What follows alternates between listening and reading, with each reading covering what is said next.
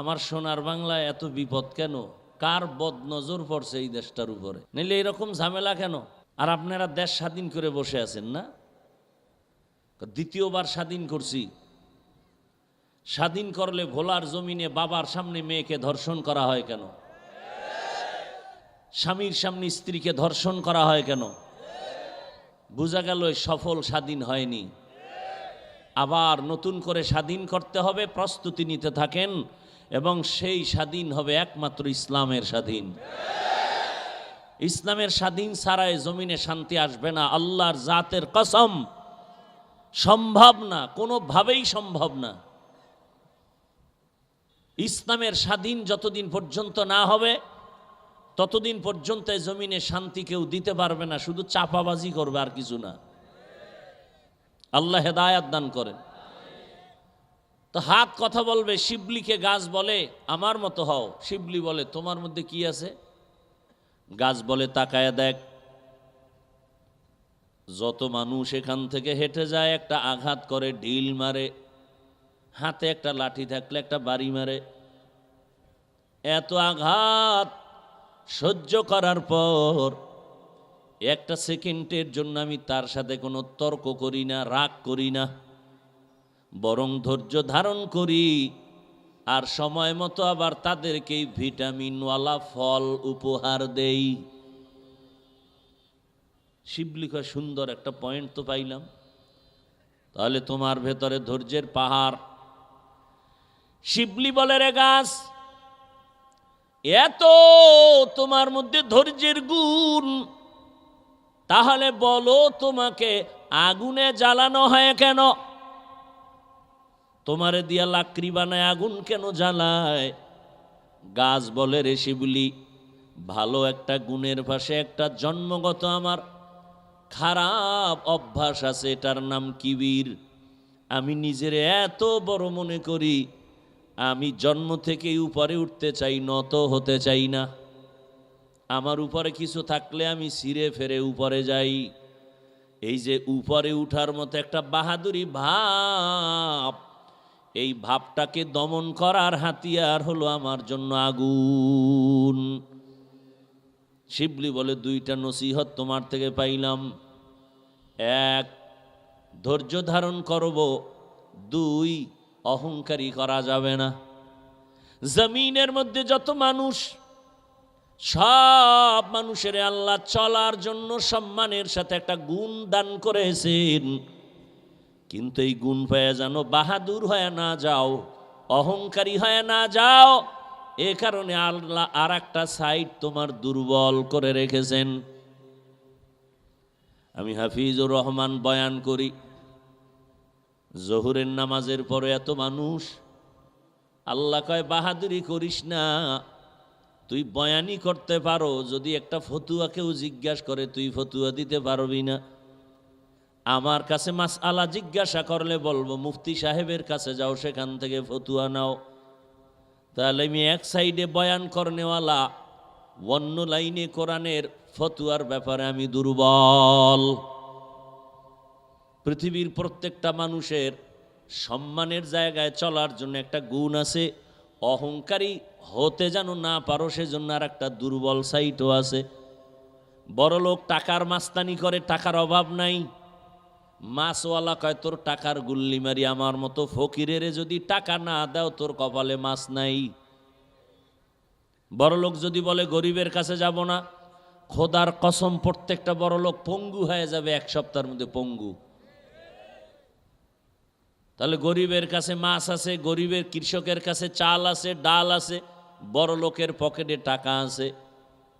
এবার গরিব বাহাদুরি করে আমার চাল আমার ডাল, বড় লোক বাহাদুরি করে আমার টাকা। গরিব কয় আমার চাল ডাল দিয়া 2-4 মাস খেয়ে পরে বাঁচবো, তোর টাকা দিয়া তোর 1 সেকেন্ড বাঁচার ক্ষমতা নেই যদি আমগো থেকে চাল ডাল না নেও। তাহলে বড় লোক বাহাদুরি করতে পারবা না, তুমি গরিবের কাছে টাকা। গরিব যদি নদীর মধ্যে গিয়া 100, 200, 300, 400 হাত পানির নিচে জাল ফেলে ইলিশ মাছ না ধরে, জমিনের কোনো বড় লোকের মুখে ইলিশ মাছ যাবে না। মাছ ধরে দেয় কারা? গরিবেরা মাছ ধরে, ঘরের থেকে মাইয়া ফোলার থেকে বিদায় নিয়ে যায়, ফিরে আসতেও পারি, নাও আসতে পারি। এত কষ্ট করে মাছ ধরে দেয়, বড় লোক তুমি খাও, কিছু নিমক হারামের আবার সেই গরিবের উপরেই জুলুম করে, আবার গরিবের উপরে জুলুম। আল্লাহ তাআলা হাসরের ময়দানে বলবে, হাত কথা বল। হাত কথা বলবেন, হে মালিক, এই হাত তুমি বানাইছো, ডিউটি ছিল মা বাবার খেদমতে ব্যয় করবে, করে নাই। হাতের মধ্যে কলম নিয়ে মানুষের কল্যাণে কলম ব্যবহার করবে, করে নাই। আঙ্গুল দিয়া দিয়া ফেসবুকে শুধু আলেমের বিরুদ্ধে লেখতো, কোরআনের বিরুদ্ধে লেখতো, ইসলামের বিরুদ্ধে লেখতো। ও আল্লাহ, তোমার এই হাতের দ্বারা খেয়ানত করেছে, আমানত রক্ষা করে নাই। আল্লাহ বলবে, চোখ কথা বল, তোরে যেই ডিউটির জন্য দিয়েছি, বলো সে ডিউটি পালন হয়েছে নাকি। চোখ বলবে, হে মালিক, এই চক্ষু দিয়া মা দেখবে সওয়াব, এই চোখ দিয়া বাবার চেহারা দেখবে সওয়াব, এই চক্ষু দিয়া বাইতুল্লাহর দিকে তাকাবে সওয়াব, এই চক্ষু দিয়া মালিকের কুদরত দেখবে সওয়াব, এই চক্ষু দিয়া কোরআন খুইলা তাকায়া তাকায়া দেখবে সওয়াব। এই বান্দা কোরআন দেখে নাই, বাইতুল্লাহ দেখে নাই, মা বাবার চেহারাও দেখে নাই, বরং এই চক্ষু দিয়া সারা রাত মোবাইলের দিকে তাকায়া কবিরা গুনাহ করেছে। আল্লাহর কাছে চোখ কথা বলবে, হাত কথা বলবে, জবান কথা বলবে, অন্তর কথা বলবে। এজন্য আল্লাহ বলেন, আমি অন্তরেরও বিচার করব। ইন্নাস সামআ ওয়াল বাসারা ওয়াল ফুআদ কুল্লু উলাইকা কানা আনহু মাসউলা। আল্লাহ পাক অন্তরেরও বিচার করবেন, চোখের বিচার করবেন, কানের বিচার করবেন। এজন্য নবী বলেন, সাবধান, দায়িত্বশীলরা রেডি হও, দায়িত্বের জবাব আল্লাহর আদালতে দিতে হবে, পালানোর উপায় নাই। আল্লাহর রাসূল বললেন, দায়িত্বশীল সাবধান, ও মা বাবা, সন্তান তোমার অধীনে আছে, দায়িত্ব আদায় করো। আল্লাহ তাআলা বলেন, ইয়া আইয়ুহাল্লাযীনা আমানু কু আনফুসাকুম ওয়া আহলিকুম নারা ওয়াকুদুহান নাস ওয়াল হিজারাহ আলাইহা মালাইকাতুন গিলাযুন শিদাদুন লা ইয়াসুনাল্লাহা মা আমারাহুম ওয়া ইয়াফআলুনা মা ইউমারুন।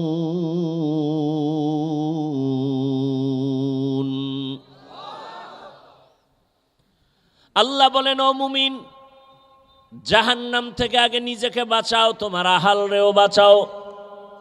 কেন?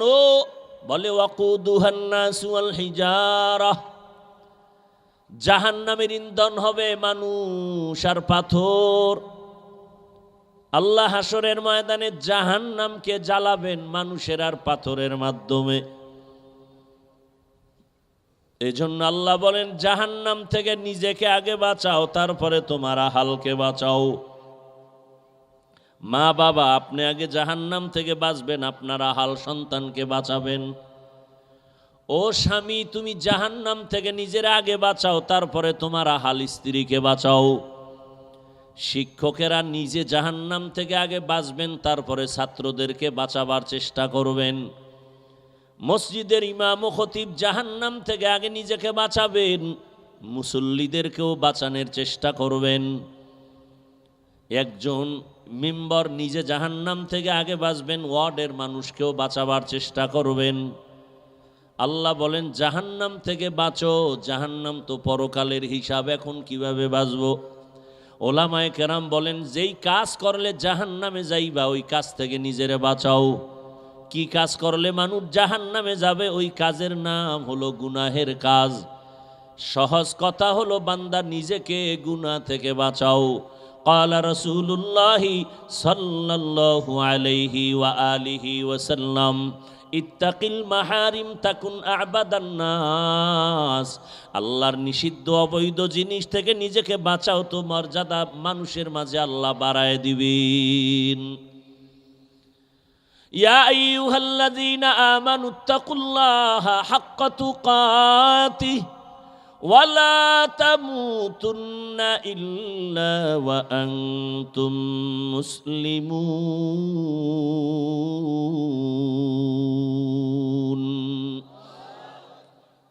দায়িত্বশীলরা সাবধান, প্রত্যেক মা বাবা জাহান্নাম থেকে আগে বাঁচো।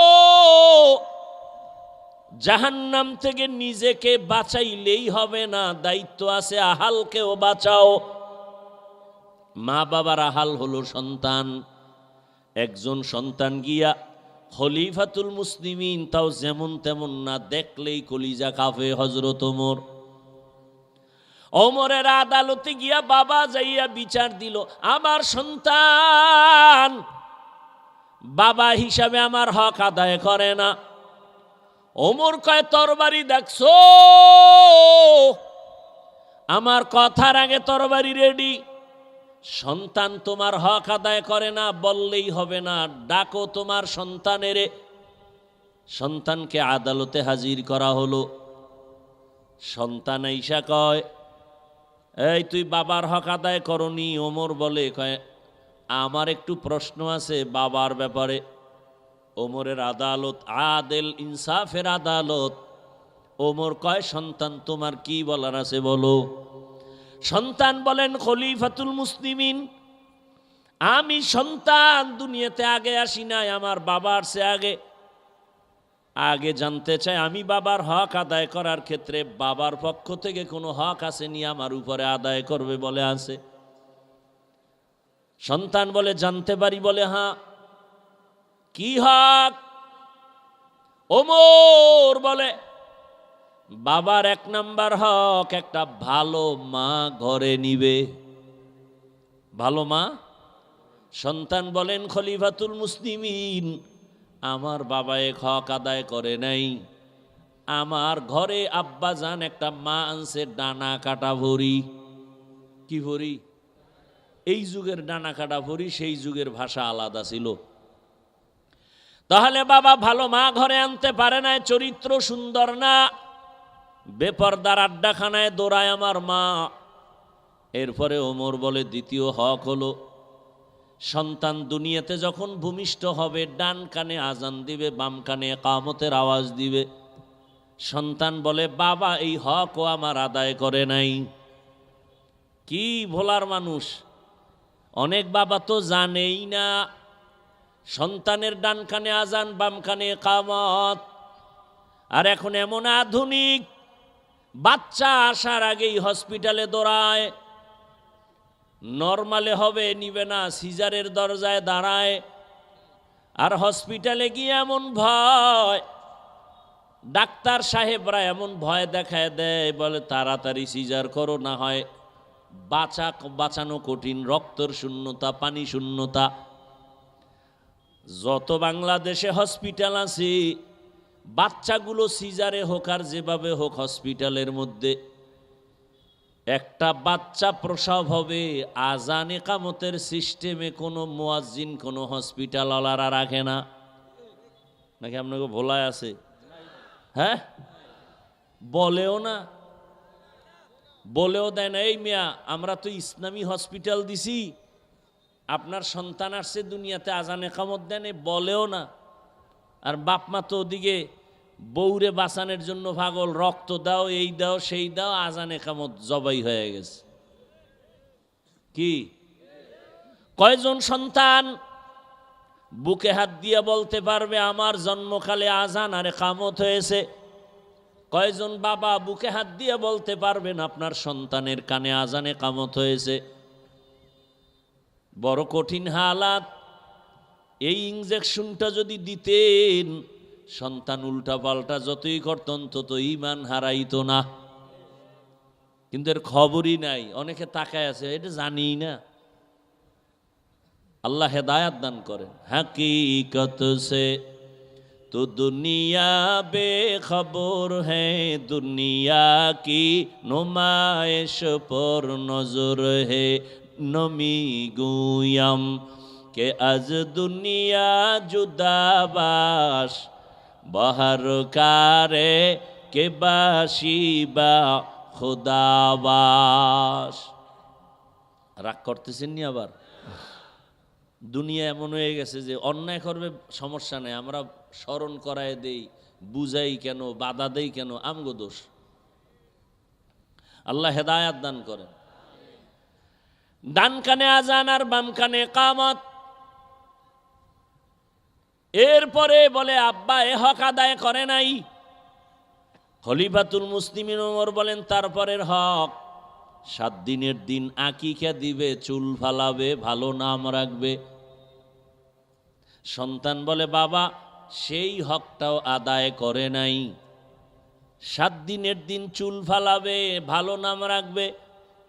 কয় আমার নাম রাখছে জউল, জিম আইন ওয়ালাম বা জিম আইন লাম। আমগো দেশে এখন রাখে না জুয়েল, কোয়েল, দোয়েল, আছে না নাই?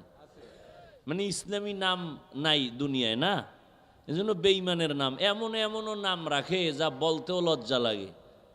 অথচ স্পষ্ট রসুলের সহিহ হাদিস, ইসলামী একটা নামের কারণেও কিয়ামতে মানুষ জান্নাত পাবে, একটা নামের বরকতে।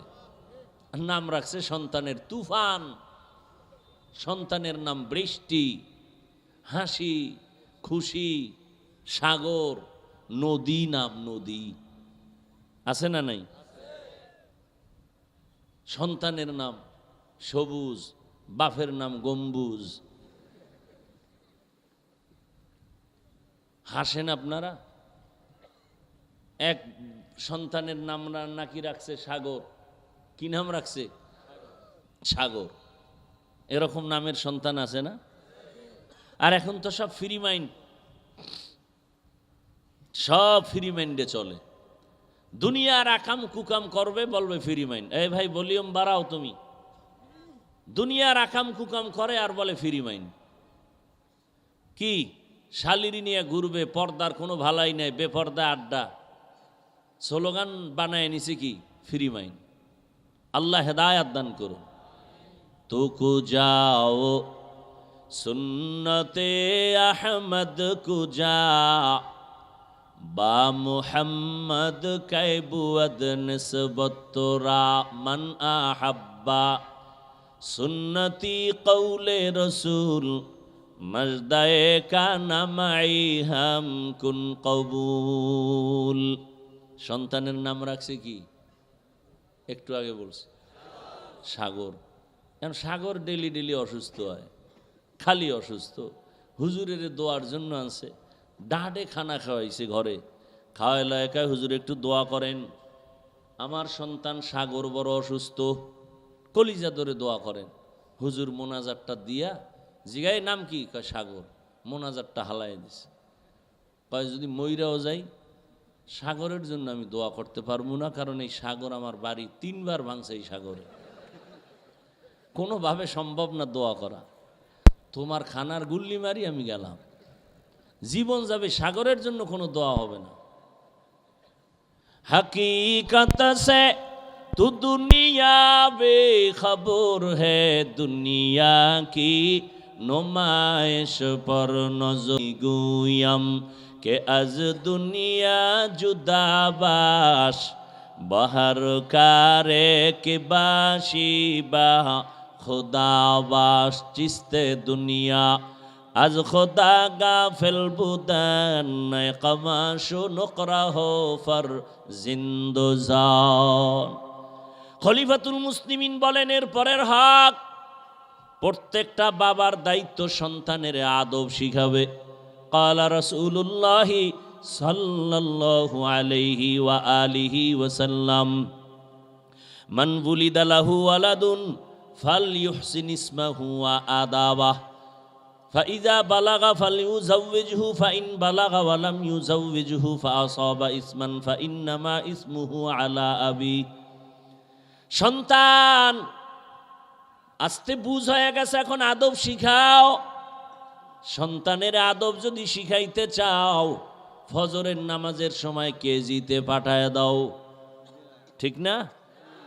সন্তানটারে আদবের শিক্ষা দাও। জমিনের মধ্যে শ্রেষ্ঠ আদর্শওয়ালা শিক্ষা, আদবের শিক্ষা দিলেন আমার রসুল সাহাবাদেরকে। আমার রসুলের আদবওয়ালা শিক্ষার মতো জমিনে কোনো শিক্ষা নাই। আর ওই রসুলের ধারায় যত শিক্ষা, সেই শিক্ষা মাদ্রাসার মধ্যে। একটা বাচ্চা মাদ্রাসায় যখন যায়, গিয়া সালাম দেয়, এরপরে শিখে আলিফ বা তা সা জিম। আর এগুলো শিখার আগে গিয়া বসে বসে পড়ে রব্বি জিদনি ইলমা, ঠিক নি? ও আল্লাহ তুমি এলেম বাড়ায়া দাও। আর এই সন্তানটা যখন স্কুলে যায়, ওখানে গিয়া পড়ে আমগো এখানেও পড়ে স্বরসারে স্বরবর্ণ ব্যঞ্জন বর্ণ, ওখানে গিয়া পড়ে সরোয়া, এখানেও পড়ে সরোয়া। আমাদের মাদ্রাসায় পড়ে সরোয়ার ব্যাখ্যা অজু। স্কুলে গেলে এই অক্ষরের ব্যাখ্যা পড়ে সরোয়াতে অজগর, একই অক্ষর। ওখানের ব্যাখ্যা আলাদা কেন? ওখানের পরিবেশ আলাদা। বাসে লেখা আছে ধূমপান নিষেধ, আছে না? এরপরও কেউ ধূমপান করে না। বাধা দিলে ধোঁয়াটা আমারে মারে, আর বলে আমার টাকা দিয়া খাই, তোমার কি? অথচ মসজিদে লেখা নাই ধূমপান নিষেধ, এরপরও কেউ করে না কেন? বলে বাসে লেখার পরেও কেন ধূমপান করে? মসজিদে লেখা নাই তারপরও কেউ করে না কেন? বলে পরিবেশের অভাব। কিসের অভাব?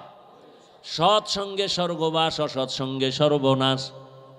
স্কুলের ছেলেটা গিয়া পড়ে সরোয়াতে অজগর, একই অক্ষর মাদ্রাসায় গিয়া পড়ে সরায়া, ব্যাখ্যা শিখে আল্লাহ।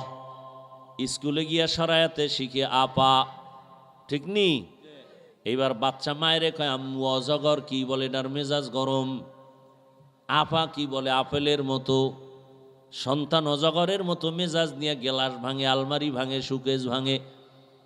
মাদ্রাসার ছেলেটা অজু অজু শিখা, কয় মা অজু কি? কয় নামাজের আজান দিলে অজু করা লাগে।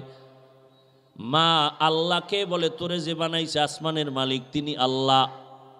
এখানে বসে সন্তান কবিতা পড়ে রব্বির হামহুমা কামা রব্বায়ানি সগীরা।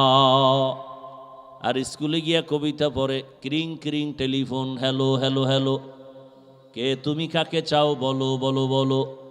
আমি ম্যাও হ্যালো ক্যাট বিড়ালকে চাই, জরুরি খবর আছে ডেকে দাও তাই। হামটিমা টিম টিম তার খাড়া দুটো শিং, তারা মাঠে পারে ডিম। আছে না নাই? দুনিয়ার কোনো শিংওয়ালা জানোয়ারে ডিম দেয়?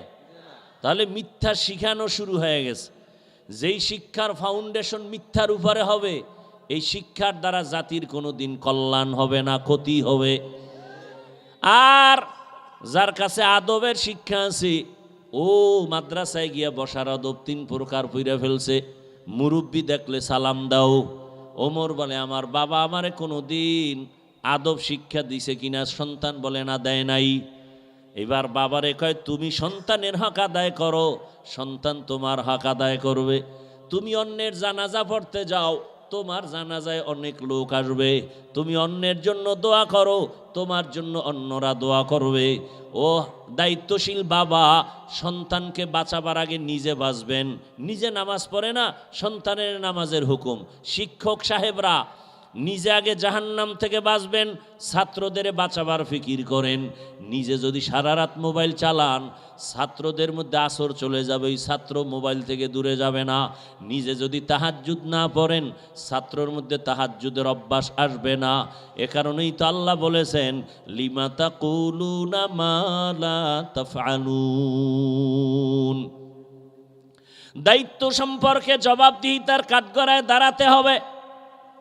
আয়াতের মধ্যে আল্লাহ মুমিনকে 2টা কর্মসূচি দিয়েছেন। ইয়া আইয়ুহাল্লাযীনা আমানুত্তাকুল্লাহা হাক্কা তুকাতি, ও মুমিন আল্লাহকে ভয় করো, শুধু না হক আদায় করে করো। আয়াতটা শুইনা সাহাবায়ে কেরাম বেকারার হয়ে গেলেন। আল্লাহ যত বড়, তার হক আদায় করা বান্দার দ্বারা সম্ভব না। নবীও চিন্তায় পড়ে গেলেন। আল্লাহ কয় জিবরাইল জলদি করে যাও, আমার নবীর পেরেশানি দূর করো। নবীকে শুনায়া দাও ইত্তাকিল্লাহা মাস্তাতাতুম, আমাকে হক আদায় করে ভয় করার প্রয়োজন নাই, বরং বান্দা তার সাধ্যমতো আমাকে ভয় করবে। এখানে যারা বসে আছি সবাইকে যদি প্রশ্ন করি, আপনারা আল্লাহকে কারা কারা ভয় করেন? সবাই দোনো হয় দেখেন, জিগাই না, এর মধ্যে হাত উঠানো শুরু হয়ে গেছে। যদি প্রশ্ন করি সবাই বলবে আমি আল্লাহকে ভয় করি। অথচ এখানে এমন আশেক আছে ফজর পড়ে নাই, জোহর পড়ে নাই, আসরেরও খবর নাই, মাগরিবেরও খবর নাই, সেও বলে আল্লাহকে ভয় করি। আমি 5 ওয়াক্ত নামাজ পড়ে বলি আল্লাহকে ভয় করি। আপনি দাড়ি না রাখিয়া বলেন আল্লাহকে ভয় করি। আমি দাড়ি রেখে বলি আল্লাহকে ভয় করি। আপনি পর্দা না করে বলেন আল্লাহকে ভয় করি। আমি পর্দা রক্ষা করে বলি আল্লাহকে ভয় করি। আপনি হারাম খাইয়া বলেন আল্লাহকে ভয় করি। আমি হালাল খাইয়া বলি আল্লাহকে ভয় করি। দুই ভয় কি সমান? আপনার ভয় আসলে কোনো ভয় না। এবার বুঝেন ভয় কি জিনিস। উদাহরণ দিয়ে এভাবে বলি, একটা সন্তান মা বাবাকে ভয় করে। প্রমাণ? বলে মা বাবার সামনে সন্তান অন্যায় করে না। কেন? বলে মাইরের ভয়। একটা ছাত্র শিক্ষকের ভয় করে। প্রমাণ কি? বলে শিক্ষকের সামনে ছাত্র অন্যায় করে না। কেন? বলে শাস্তির ভয়। ঠিক এই দুনিয়ায় যেই কোনো বান্দা বান্দি আসলেই আমার আল্লাহকে ভয় করে, আসলেই যদি কেউ আল্লাহকে ভয় করে, কোনো বান্দা গলায় ছুরি লাগাবে, দাড়ির মধ্যে অস্ত্র লাগাবে না। हर के दारत खौफे हकदार दिल मदहम जन्नतुल मअवा देहद उरा मकाम जुज़बा हक़ची ज़े मखाज़ इंसुजा फजले उआ मस्ते दर जुमला जहा। আল্লাহ বলেন আমাকে তোমার সাধ্যমতো ভয় করো। ভয় করার অর্থ কি? ভয়ের নাম তাকওয়া, ভয়ের নাম খশিয়া, ভয়ের নাম খৌফ। লাউ আনজালনা হাযাল কুরআনা আলা জাবালিন লারাআইতাহু খাশিআ ইন্নামা ইয়াখশাল্লাহা মিন ইবাদিহিল উলামা। আলেম ওলামার আল্লাহকে অন্য বান্দাদের মধ্য থেকে বেশি ভয় করবে। ভয় করার মানি সাধারণ মানুষ বাম হাতে পানি পান করবে, একজন আলেম সহসায় বাম হাতে পানি পান করবে না। সাধারণ মানুষ শয়তানের ওয়াসওয়াসায় গলায় চেইন লাগাবে, বাম হাতে আংটি পরবে, একজন আলেম কখনো তা করবে না। সাধারণ মানুষ শয়তানের ধোকায় পড়ে উল্টাপাল্টাভাবে চলাফেরা করবে, কিন্তু একজন আলেম কখনো উল্টাপাল্টা চলাফেরা করবে না। সাধারণ মানুষ শয়তানের ধোকায় পড়ে পর্দার বাইরে চলবে, একজন আলেম কখনো ভুলে পর্দার বাহিরে লঙ্ঘন করে চলবে না। আল্লাহর ভয় যাদের অন্তরে থাকবে সে সীমাহীনভাবে আল্লাহর মহব্বতে গুনাহ থেকে বেঁচে থাকবে। আরে তাকওয়া, তাকওয়া কি জিনিস? বলে বেশি বেশি নামাজ পড়ার নাম তাকওয়া না, বেশি বেশি জিকির করার নাম তাকওয়া না, বেশি বেশি তেলাওয়াত করার নাম তাকওয়া না। তাকওয়া কি হলো? ইত্তাকিল মাহারিম তাকুন আবাদান নাস, আল ইহতিরাজ আনিল মাসিয়া, গুনাহ থেকে বেঁচে থাকার নাম হলো তাকওয়া। বেশি বেশি আমল করার নাম তাকওয়া না, গুনাহ থেকে বেঁচে থাকার নাম তাকওয়া। বেশি বেশি জিকির করার নাম তাকওয়া না। আপনি নামাজও পড়েন, জিকিরও করেন, ফাগরিও বাঁধেন, মিথ্যাও বলেন, সুদও খান, বিয়ার সময় মাইয়া ফলার নামে যৌতুক নেন। এরকম কোনো দরবেশ নাই দুনিয়ায়। আমি মাঝে মাঝে বলি, ও তাবলিগওয়ালা, পীর সাহেবের মুরিদ, ও হাজি সাহেব, তোমার ইমানের পাওয়ার কত? কয় মাইয়া ফলার বিয়ার সময় টের পাওয়া যায় পাওয়ার কত। কি গায়ে হলুদ ধুমধাম চলতেছে ঘরের মধ্যে, বাইরে দিয়ে একেবারে কলা পাতা দিয়া, সুপারি গাছের পাতা দিয়া পর্দা লাগাইছে, ভিতরে চাস্তো বোন, চাস্তো ভাই, মামতো বোন, মামতো ভাই, সদরঘাট আছে না নাই? আল্লাহ হেদায়াত দান করুন। তাহলে বেশি বেশি জিকিরের নাম তাকওয়া, বেশি বেশি তেলাওয়াতের নাম তাকওয়া, বেশি বেশি আমলের নাম তাকওয়া না, গুনাহ থেকে বাঁচার নাম। এজন্য আমি এভাবে বলি মিলাইয়া, তুমি নেক আমল করতে পারো আর না পারো, গুনাহ করিও না। বাস, তুমি কারো উপকার করতে পারো না পারো, ক্ষতি করিও না। তুমি কারো প্রশংসা করতে পারো বা না পারো, বদনাম করিও না। এই 3 কথার উপরে মজবুত হও, জান্নাত রেডি হয়ে যাবে। পারলে নেক আমল করো, না পারলে চুপ, গুনাহ করিও না। পারলে প্রশংসা করো, না পারলে চুপ, বদনাম করিও না। পারলে কারো উপকার করো, না পারলে চুপ থাকো, কারো ক্ষতি করিও না। এটাই হলো আসল তাকওয়ার মূল স্লোগান। আল্লাহ বলেন আমাকে ভয় কর মানে গুনাহ থেকে নিজেকে বাঁচাও। এখন গুনাহ থেকে কেমনে বাঁচাবো? আল্লাহ বলেন মুসলমান হইয়া মর, মুসলমান না হইয়া মরবি না। এক সূরায় কয় মুসলমান হব না মরব না, কয় না মুসলমান না হইয়া মরবি না। কথার ব্যাখ্যা কি? বলে সময় তোমার হাতে বাঁধা নাই, কখন মরণ হবে জানা নাই, অতএব তুমি মুসলমান না হইয়া মরিও না। কথার ব্যাখ্যা হলো মুসলমান হইতে দেরি করিও না। আর মুসলমান এখানে সবাই মুসলমান না, তা আল্লাহ আবার মুমিনেরে কয় মুসলমান হও, তার মানে এই ব্যাখ্যা দেওয়ার সময় নেই। আল্লাহ মুমিন হওয়ার পরে, মুসলমান হওয়ার পরে আবার কেন বলেন মুসলমান হও? আল্লাহ বলেন ইয়া আইয়ুহাল্লাযীনা আমিনু বিল্লাহ, ও মুমিনেরা আল্লাহর উপর ঈমান আনো। ইয়া আইয়ুহাল্লাযীনা আমানু দুখুলু ফিস-সিলমি কাফা, ও মুসলমান মুমিনেরা ইসলামের মধ্যে পরিপূর্ণ প্রবেশ করো। ভাইরা আমার, শেষ কথা হলো মুসলমান হইয়া কবরে যেতে হবে। খাঁটি মুসলমান কাকে বলে? বলে ইসলাম থেকে মুসলিম, মুসলিম থেকে মুসলমান। ইসলাম অর্থ গরদান নেহাদান বতাআত, বিনয়ের সাথে আল্লাহর কাছে আত্মসমর্পণ করার নাম মুসলিম। ইসলাম আত্মসমর্পণ যে করে তার নাম মুসলিম। ইসলাম অর্থ আত্মসমর্পণ করা, যে আত্মসমর্পণ করে তার নাম মুসলিম। আত্মসমর্পণ করো, গুনাহ করব না, করে ফেলেছি মাফ করে দাও। পিছনে যা করেছি সেখান থেকে পবিত্র হওয়ার জন্য একটা পুঁজি লাগবে, নাম তাওবা। সামনের জীবনে যেন গুনাহ না হয় সেই ক্ষেত্রে বেঁচে থাকার জন্য একটা পুঁজি লাগবে, নাম তাকওয়া। পিছনের গুনাহ থেকে ক্ষমার জন্য লাগবে তোমার তাওবা ইস্তেগফার। সামনের জীবনে যেন গুনাহ থেকে বেঁচে থাকতে পারি সেজন্য লাগবে তাকওয়ার মেডিসিন, আল্লাহর ভয়। ও আল্লাহর বান্দারা, ও যুবক বাবারা, বৃদ্ধ বাবাজি, পর্দার আড়ালের মা বোনেরা, জীবনে গুনাহ তো কম করি নাই। হাতের গুনাহ, চোখের গুনাহ, জবানের গুনাহ, অন্তরের গুনাহ। এখনো তওবা করার সময় পিছনের গুনাহ থেকে আল্লাহর কাছে তওবা করি। ও দয়ার মালিক, জীবনে আর নামাজ ছাড়বো না, দাড়ি কাটবো না, বেপরদায় চলবো না। মা বাবার দোয়া নিয়া, শিক্ষকের দোয়া নিয়া, উলামায়ে কেরামের পরামর্শ নিয়া সুন্নাত অনুযায়ী জীবনটা চালাবো। ও আল্লাহ তুমি মাফ করে দাও।